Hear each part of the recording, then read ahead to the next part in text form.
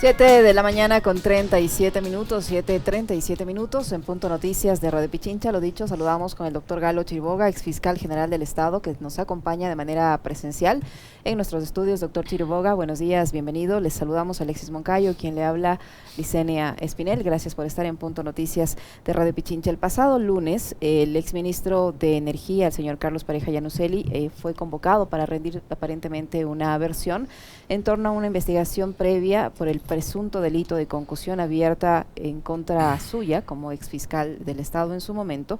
Esta investigación previa abierta por la fiscal Diana Salazar, parte de esta denuncia planteada por el asambleísta de Pachacuti, Ricardo Vanegas, tras la comparecencia del señor Carlos Pareja Llanuselli a la Comisión de Fiscalización. Le acusan de concusión. ¿Qué decir al respecto y por qué cree usted que en esta época preelectoral se vuelve a poner en escena un caso que, como usted ya lo había señalado, no es nuevo, ya ha rendido más versiones sobre el tema en las que tampoco se ha llegado a ninguna conclusión? Bueno, en primer lugar, muchas gracias a usted, Licenia, y a usted por invitarme a este programa. Miren, esta situación se engloba en lo que Alexis relataba hace un momento, es decir, hay toda una actividad en contra de los que ellos consideran sus enemigos políticos. Lamentablemente, en este momento, la política utiliza instrumentos absolutamente, no en este momento, desde hace mucho tiempo, utiliza instrumentos que están fuera de la ley para combatir y terminar con sus enemigos políticos. Enemigos políticos que no existen. En la política hay contradictores políticos a los cuales hay que enfrentarlos con el debate político, con la propuesta política. Pero bien, sobre el tema, cuando el señor Carlos Pareja Llanuselli denuncia a través de los Capaya Leak, hace 5 años mencionó estos hechos, pero estos hechos tuvieron un antecedente, que ya el señor Carlos Pareja Llanuselli, se le había desde la Fiscalía iniciado una investigación por enriquecimiento ilícito. En esa época, el señor Carlos Pareja Llanuselli coincide también en un proceso preelectoral, la segunda vuelta de la campaña electoral de ese año, y se revela en estos documentos que se han presentado de que había un acuerdo, o se le había planteado al señor Carlos Pareja Llanuselli un acuerdo entre la organización política, creo, para que sea el relator de todas estas denuncias sobre un libreto elaborado por el actual asambleísta Fernando Villavicencio. Ese acuerdo no se llega a concretar según las propias versiones del señor Capaya, pero la idea quedó. Y se ve claramente que este montaje de información sigue ahora vigente 5 años más tarde. Al respecto del primer hecho, la Fiscalía en la administración del doctor Vaca Mancheno inició una indagación previa. A esa indagación previa concurrió Carlos Pareja y las declaraciones que hizo en esa indagación son absolutamente inconsistentes. Primero le preguntaron la Fiscalía: señor Pareja, ¿usted por qué el doctor Chiriboga le pide a usted esa plata? Le dice: mire, la verdad es que nosotros hemos ofrecido esto por protección. Ya, pero ¿protección de qué? ¿Hay un caso que lleve el fiscal general en su contra? No, es solo protección. Segundo, ¿usted le entregó un maletín? Sí, dice, era un maletín o varios maletines, pero le pregunta a la Fiscalía nuevamente: ¿usted vio qué había en esos maletines? No vi qué había en esos maletines. Tercero, ¿usted a quién le pidió la plata? A Bravo y a otro funcionario de Petroecuador. Pero usted le pide la plata para pagarle a Chiriboga. Todas estas cosas pues quedaron absolutamente inconsistentes y la Fiscalía, luego que yo rendí mi versión, aclaré todas estas inconsistencias y declaré además de que si esta operación se dio en un hotel de Quito, en donde hay policías, hay recepcionistas, hay público, hay cámaras, hay de todo, por favor. Bien, ese es el antecedente de esto. Ahora bien, hay un hecho, perdón que le corte ahí, doctor, sí, porque favor. hay un hecho puntual que además ha sido citado en todos los medios de comunicación que se convirtieron también en amplificadores del show que montaron la semana anterior entre Villavicencio y Carlos Pareja Yanuseli, que a usted le entregó $300,000 en un maletín. ¿Eso es o no es verdad? No es verdad. Ni 300,000, ni 200,000, ni $100,000. Ni nada. Nada, Mañana nunca le van a decir a usted Ajá. que le entregaron $300,000, cualquier pelafustán de estos. Y lo más insólito, doctor Chiriboga, de esta afirmación que ha hecho nuevamente el ingeniero Pareja Yanuseli en la Comisión de Fiscalización es que cuando le pregunta el asambleísta Vanegas si le entregó esos $300,000 a usted, él vuelve a decir que sí, pero le pregunta para qué y él dice para nada, que no le pidió nada a cambio. Entonces resulta por lo menos curioso que alguien en teoría supuestamente reciba dinero a cambio, una cantidad de esas, a cambio de nada, y que el señor Pareja Yanuseli le diga sí, se lo entregué a cambio de nada. ¿No Ya. puede explicar? Es decir, ahí se demuestra una inconsistencia más, ¿no es cierto? 5 años más tarde. Mire, si fuera cierto que yo recibí ese dinero y si yo fuera un corrupto que acepté ese dinero, la consecuencia habría sido que Pareja Yanuseli no tendría todos los procesos que tiene, pues. Ajá. Pero mire, nosotros iniciamos investigaciones en un periodo del año 2016-2017 por tráfico de influencias, enriquecimiento ilícito, cohecho, delincuencia organizada, lavado de activos, peculado. De todas estas investigaciones hubo 14 casos, 5 instrucciones fiscales, 9 instrucciones penales, 381 diligencias, 15 asistencias penales internacionales, 5 allanamientos, 5 privados de libertad, 24 procesados y 80 investigados. Pero quisiera recordar algo más. Perdón, Sí. otra interrupción ahí que creo que es necesaria, doctor Chiriboga, es esos trabajos se hacen cuando usted estaba al frente de Fiscalía.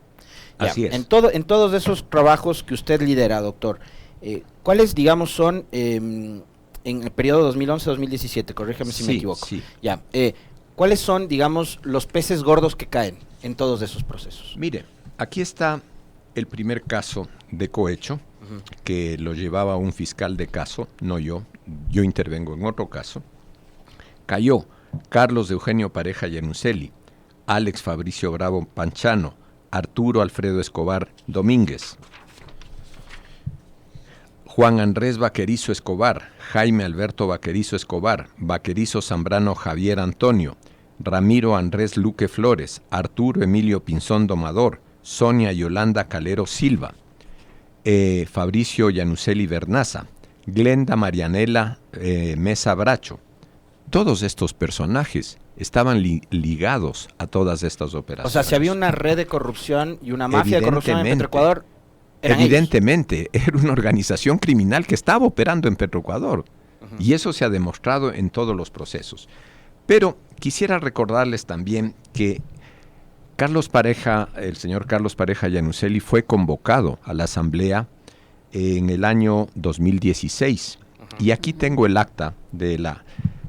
Cuando Fausto Cayambe hace la denuncia y les llevan a la Comisión de Justicia que presidía Mauro Andino. Así es. Donde Capaya además dice a los legisladores, es una coincidencia que Capaya coincida con mis primeras iniciales. Yo no soy Capaya, les dijo. Así y los legisladores, bueno. Sí. Bueno, no, pero no dijeron tan bueno, sino que pidieron luego investigación. Pero después. Sí. Pero mire usted, ahí él negó la existencia de primero le preguntan si conocía las actividades de Alex Bravo, que han generado todo este proceso. Él dijo que él no conocía absolutamente nada, que si tenía información, si tenía alguna empresa en un paraíso fiscal, dijo que no la tiene, y luego apareció la empresa Capaya, que es el acrónimo de sus nombres y apellidos. Y finalmente le preguntan por qué salió del ministerio, y dijo por motivos de salud. Pero Luis Fernando Torres sigue insistiendo, preguntándole sobre las existencias de estas empresas y las relaciones de él, y las negó. Mauro Andino hizo la pregunta sobre un bien inmueble que adquirieron en San Borondón y él lo negó. Luego, Cristian Viteri también insistió en esta compra de una compañía Castelago que le venden una casa a una empresa Genprosa que era de propiedad de Carlos Pareja. Todos estos hechos han permitido que la Asamblea del Estado ecuatoriano reciba esta información. Y la Asamblea ya conocía, la institución estoy hablando, de todas las mentiras de Carlos Pareja. Sin embargo, 5 años más tarde, traen a un preso por primera vez en la historia de la República del Ecuador, una persona con 6 o 7 causas penales en su contra, la traen a declarar a la Asamblea y este señor se burla y miente nuevamente en la Asamblea diciendo todo lo que ha dicho. Doctor Chiriboga, en este tipo de casos es normal, es cotidiano, así dice el procedimiento, le pregunto, que una persona privada de la libertad con todas las sentencias que usted dice que el señor Pareja Yanuseli tiene, que vaya a comparecer a la Asamblea y que el gobierno, el Ejecutivo envió un comunicado diciendo que se va a dar todas las facilidades para que esté privado de libertad, acuda a la Asamblea Nacional a rendir su versión. ¿Es normal eso? ¿Puede ocurrir con cualquier preso? Acabo de decirlo, que es la primera vez en la historia de la República del Ecuador que sucede una situación de esta naturaleza. Nunca antes ha visto un hecho como estos. Y por lo tanto, sí, la función ejecutiva, en este caso, que tiene bajo su custodia a los detenidos y condenados por sentencias, permite la salida de ese personaje. Es evidente que hay un acuerdo entre la función ejecutiva y algún parlamentario, en este caso el señor Villavicencio, para montar todo este espectáculo. Ahora, doctor, ahí yo creo que hay que buscarle también el motivo, ¿no? A lo que dice Licenia, que me parece que es una duda absolutamente legítima y razonable. ¿Cómo es que llevan a un privado de libertad 5 años después, además, para que siga montando este tipo de relatos o de escenarios? ¿Por qué contra usted? ¿Qué tienen contra usted? ¿Qué es lo que está tratando de cobrar en contra de Galo Chiriboga? Pareja Yanuseli y, claro, los que están alrededor suyo, uno de ellos, Fernando Villavicencio. Bueno, la posición del señor Fernando Villavicencio es una fijación también contra mí. No se olvide que incluso fue el único objetor que de mi candidatura en el proceso de para fiscal general del Estado. Yo, la verdad, no lo había conocido al señor, al señor Villavicencio, sino tuve referencias de él cuando él fue dirigente sindical en Petroecuador, en donde tuvo los problemas que el país conoce. Renunció o lo despidieron, sacó una indemnización, si mal no recuerdo, en esa época de 400 millones de sucres, para luego ser integrado nuevamente a Petroecuador. ¿Y no devolvió la indemnización? ¿No se devuelve una indemnización cuando le reingresan al puesto? No, pues sí, si ya le indemnizan, ya ahí termina la situación, no pueden volverlo a reintegrar. Bien, desde ahí tiene esa fijación contra mí. Lo que también debo versionar y comentarles a ustedes es que cuando hay un proceso penal en contra del señor Villavicencio por el hackeo de unas cuentas de la Presidencia de la República y de su abogado, el Procurador General, sobre el caso contaminación de la Amazonía, el caso, no recuerdo en este momento su nombre, pero ahí se inicia una investigación contra los autores que se presumía que eran ellos, hacen un allanamiento, el allanamiento no lo hace la Fiscalía, lo dispone la Fiscalía, pero lo ejecutan los jueces y la policía. Y lamentablemente se obtienen computadoras en donde la información que se estaba buscando se encontró en tales computadoras. Años más tarde, ese delito, los jueces posteriormente, ya en una administración posterior de la función judicial... ¿Fue por el tema Chevron? Chevron, exactamente. Gracias por recordármelo. Resultó que la Fiscalía, a través de la fiscal Moreno, ya en etapa de juicio, ya habían pasado todas las etapas, ella dijo que retiraba la acusación porque creyó que este delito es un delito de afectación a la libertad de expresión. Cosa insólita, pero pasó, y bueno, ahí hay que respetar lo que dicen los jueces, aunque uno no comparta esas decisiones. Entonces esto, como usted además lo ha afirmado, creo que públicamente y en otras intervenciones con medios, ¿se trata de una venganza en su contra? ¿Usted lo califica así? Es evidentemente, porque no puedo entender de otra manera cuál es la relación de esta fijación hacia mí, ¿no? Y ha estado permanentemente siempre imputándome la comisión de delitos, ¿no? Ahora, doctor Chiriboga, es igual en el procedimiento judicial, ¿es posible que se vuelva a abrir esta indagación por la denuncia del asambleísta Saquicela, del asambleísta Vanegas, contra usted por un caso que ya se investigó? Además que hay el precedente de que cuando el señor Pareja ya no se le iba a comparecer a la Asamblea Nacional, me parece que fueron 2 comunicados en Fiscalía que daban cuenta que no se iban a tomar en cuenta lo que él diga porque no está bajo un proceso de cooperación eficaz. Entonces me resulta curioso que si en un comunicado dicen que no se va a tomar en cuenta lo que él diga, ahora se abra una investigación y a usted lo hayan citado a rendir versión. Sí, me parece que la Fiscalía quiere seguir profundizando eso, está en su derecho, por cierto, pero ya hay todos estos antecedentes. Vamos a ver cómo se desarrolla la indagación. Me parece que ahí se aclararán nuevamente todos estos hechos, pero además me parece importante que se mencione lo siguiente. Él dice que las actuaciones del Estado ecuatoriano fueron encubiertas por la Fiscalía General del Estado de las inconductas de varios funcionarios públicos. Mire, el primer hecho que él menciona es que yo no hice nada sobre el caso Petrochina. Y yo no sé dónde está la cámara, pero quiero presentar aquí al frente suyo. Aquí. Este es el documento en donde evidencia con mi firma que se inició una indagación sobre el caso Petrochina, la misma que tiene el IP, la indagación previa número 06-2017 WTT. Aquí se inicia la indagación sobre los supuestos hechos ocurridos con la empresa Petrochina. Aquí están. Y esta investigación es del 2017, fechas anteriores o próximas a mi retiro como fiscal, que fue en mayo que se cumplía mi periodo. Pero además se ha dicho de que yo he encubierto a altos funcionarios, que yo era el paraguas que cubría de la lluvia de denuncias contra funcionarios públicos. Quisiera recordar lo siguiente: el fiscal general solo tiene capacidad de investigar a personas que tengan fuero de Corte Nacional, esto es ministros de Estado y rangos muy altos.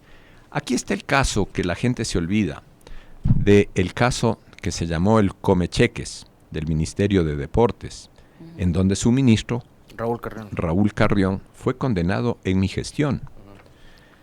Se ha dicho que no hacía nada. Aquí está el caso de la señora María Esperanza Galván, que fue una asambleísta del movimiento Alianza País, que estuvo finalmente vinculada y condenada por unas operaciones irregulares en la compra de una tubería en Esmeraldas. Pero no solo ella. Acusé, porque ya el Código Orgánico Integral Penal me lo permitía, a la empresa española que estuvo vinculada a este tema. Lamentablemente, que se llamaba la persona jurídica Promo Caledonia en Ecuador S.A. Imputé a su gerente y a la persona jurídica como tal. Sin embargo, los jueces en esa ocasión no aceptaron seguir la causa contra esta persona jurídica. Y finalmente, entre otras cosas, porque podría traer, aquí está una ayuda a memoria de todos los temas que tiene el señor Pedro Delgado, una persona muy cercana al expresidente Correa, que no tuvo ninguna protección de la Fiscalía. Pero que le dejaron salir también, después de haber admitido públicamente en rueda de prensa que cometió un delito. Sí, y salió, dijo, me voy al matrimonio de mi hijo, ya vuelvo. En ese momento no había ninguna indagación, pero inmediatamente se comenzó a investigar en Costa Rica el origen de ese título del INCAE, y ese título fue posteriormente incorporado al territorio ecuatoriano y fue procesado por ese tema, ahora, entre otras cosas, ¿no? Doctor, yo quisiera ya, digamos, quedándonos un poco clara, digamos, la respuesta suya a las acusaciones de Pareja Yanuseli. Hablar en términos un poco más generales de lo que ha pasado en este país desde hace 5 años. Porque hoy lo que le están haciendo a usted, se lo han hecho a un montón de gente más. Sí. Y se lo siguen haciendo a más gente. Y en su condición de ex fiscal, además, ¿no? Primero, preguntarle si esta figura de la cooperación eficaz ha sido bien utilizada, es una herramienta que sirve para administrar justicia o que da lugar únicamente, digamos, bajo la pretensión del involucrado y detenido, de tratar de obtener algún tipo de beneficio, deslindarse alguna responsabilidad, echar el lodo a otro, para de ahí, lo que pasó con Pareja Yanuseli pasó con la señora Laura Terán, la otra señora Pamela Martínez y eso. Entonces, funciona la figura de la cooperación eficaz, por un lado, y por otro, ¿cuál es su reflexión con respecto de, como ex fiscal, la actuación de Fiscalía durante todos estos años, desde Vaca Mancheno, Paul Reina, la señora Ruth no sé cuantito y ahora la señora Diana Salazar? Bien, sobre lo primero, Palacios. la cooperación eficaz tiene unos límites y unas exigencias muy precisas, ¿no? Primero, que las personas que están vinculadas a una organización criminal, ojo, una organización criminal, uno de ellos delate los hechos que ha cometido esa organización. Pero no es solo delatar, pues, tiene que decir, mira, Capaya, Carlos Pareja debía haber dicho en su cooperación, cuando ya concurrió a la Asamblea Nacional en el año 2016, el 8 de junio concretamente, ahí tuvo él que decir, miren, efectivamente ha operado esto y aquí están las cuentas, yo tengo la empresa Capaya en donde se ha depositado los recursos que se me entregaron y probarlo. La investigación tiene que probar que esos hechos han ocurrido y en nuestro caso se demostraron que esos hechos han ocurrido.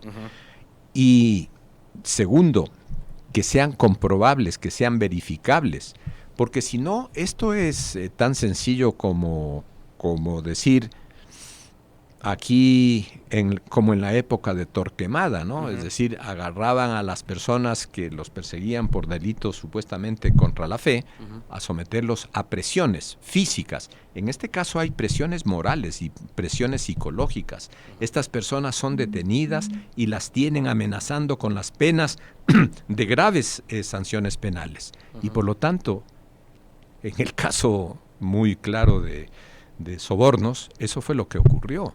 Una señora que dijo que había hecho un cuaderno en donde mencionaba los supuestos dineros entregados a funcionarios públicos, pero en la investigación no se encontró a ningún funcionario público que había recibido esos sobornos. Entonces, yo le escuchaba a Zaffaroni durante el seminario del viernes anterior, y él primero, digamos, enmarcaba todo esto en un proceso claro de persecución política. Y algo que me llamó la atención, que me pareció muy interesante, dijo, ya dejemos de usar ese eufemismo de loafer, hablemos las cosas como son, y esto es persecución política a través de manipulación judicial y mediática. Así es. Así. Indudablemente eso es así, y por lo tanto, estas prácticas... Pero iba al tema de las pruebas, doctor, para justamente usted, porque en su condición de abogado y ex fiscal. El doctor Zaffaroni decía, esta sentencia además extensísima, larguísima, 600 y pico de páginas. Ajá, que consta de muchas cosas elaboradas, digamos, testimonios de los más son los testimonios de los exfuncionarios y tal.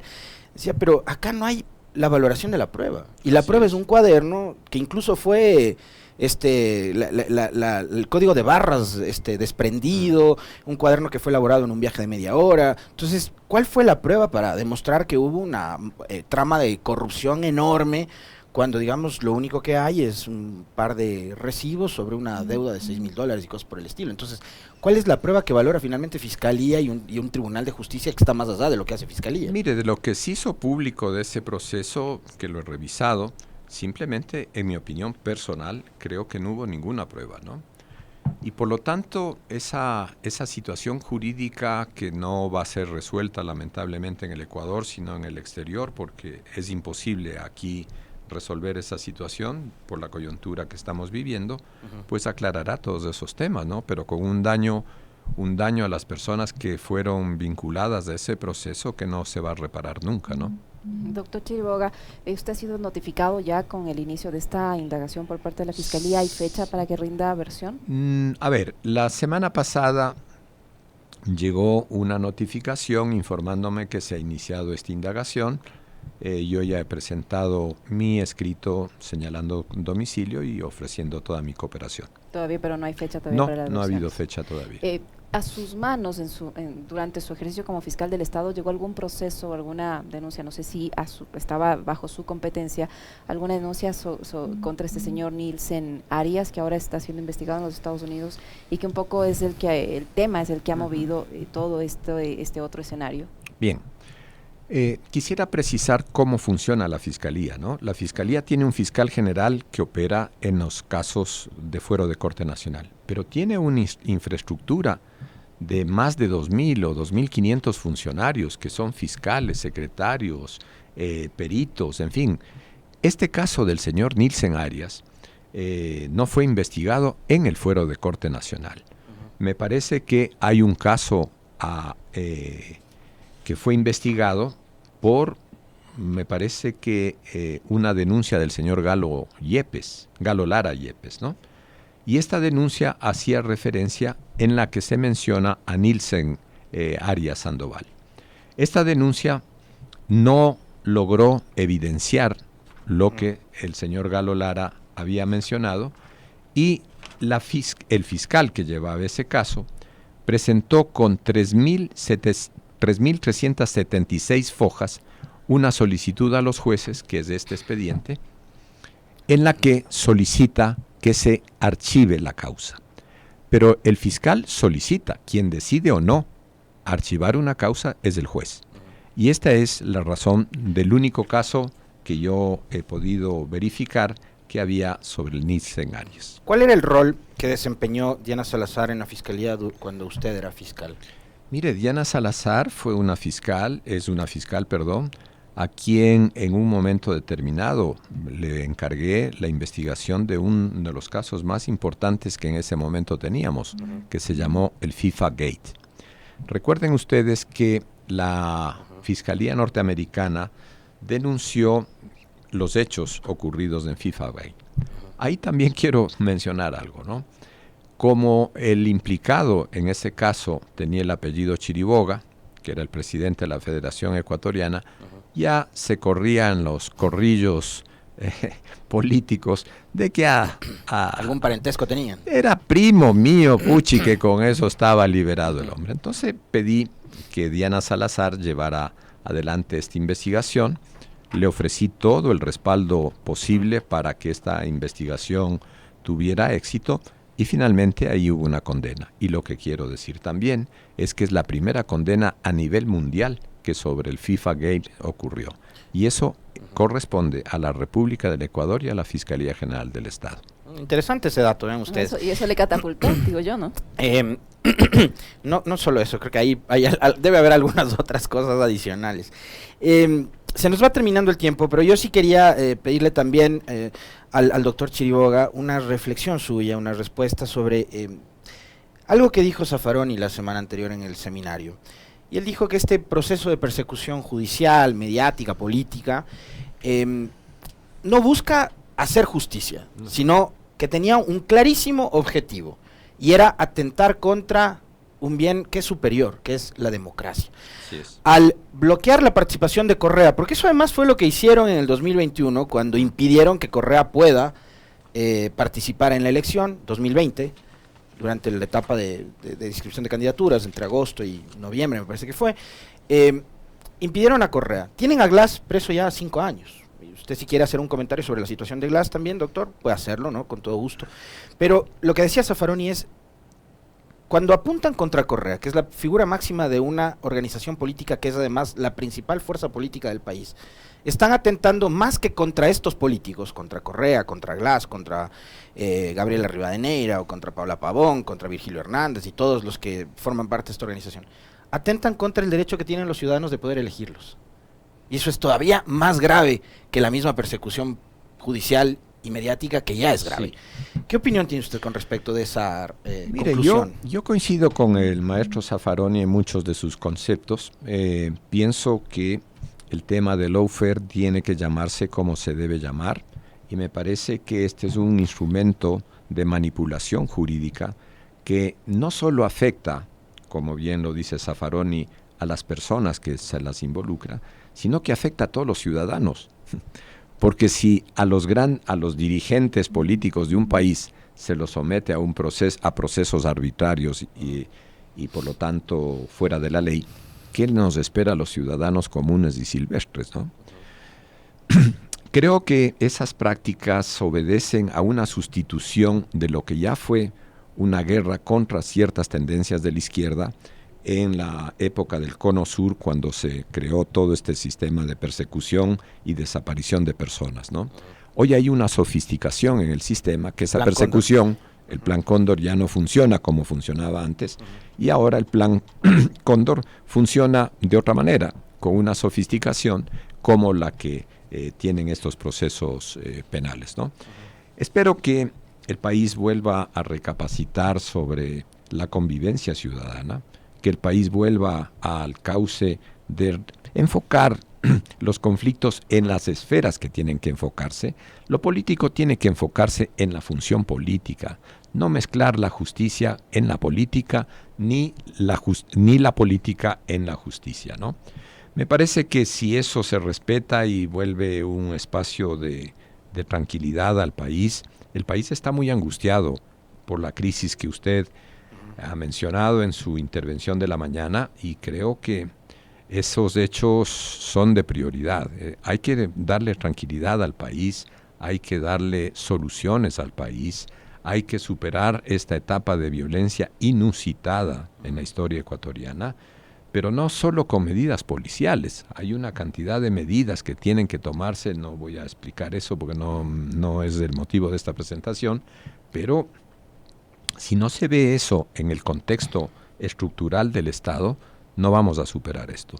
Hoy ustedes mencionaban la cantidad de personas que están saliendo del país, y eso es cierto, ¿no? Estamos volviendo a lo que fue la crisis bancaria, y por lo tanto que generó tanto dolor, tanto sufrimiento, tanta pérdida de vidas humanas incluso, que vale la pena que sobre todo la función ejecutiva y también la legislativa como la judicial reflexionen sobre esta grave situación del país y busquemos los pasos que resuelvan esos problemas, y que dejemos estas vendetas políticas o estas venganzas políticas para discutirlas en los temas electorales. Vamos, que vayan a competir en las elecciones en igualdad de condiciones y que ganen los mejores.